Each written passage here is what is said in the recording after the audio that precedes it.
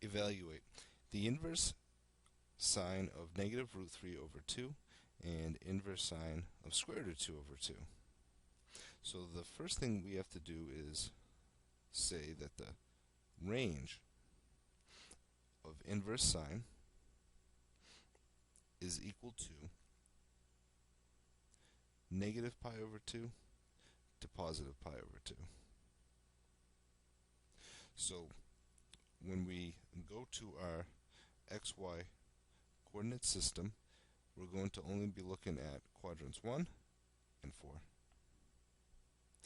Now for A, we want a negative root 3 over 2, so that's going to have to be in quadrant 4 where sine is negative. So sine is opposite over hypotenuse, so we're going to have negative square root 3 and 2, and recognizing this as a 1, 2 square root of 3 triangle, we know that our angle has got to be 60 degrees or pi over 3 radians.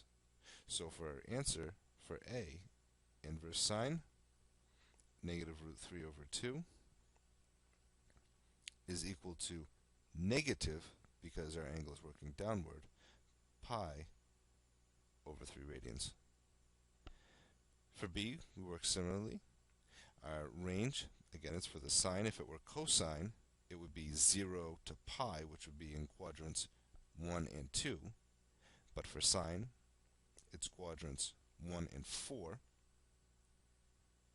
Here we have a positive value of root 2 over 2. So in fact, unlike the last problem, we're going to be in quadrant 1. So let's draw it out and see what we get. So drawing our triangle, or some of you might have learned the unit circle approach, we draw a sine that has square root of 2 opposite and 2 hypotenuse, and we'll recognize this very easily as a root 2, 2 triangle, in which case our angle is 45 degrees or pi over 4 radians. And so that's our inverse sine for root 2 over 2. Positive pi over 4 radians.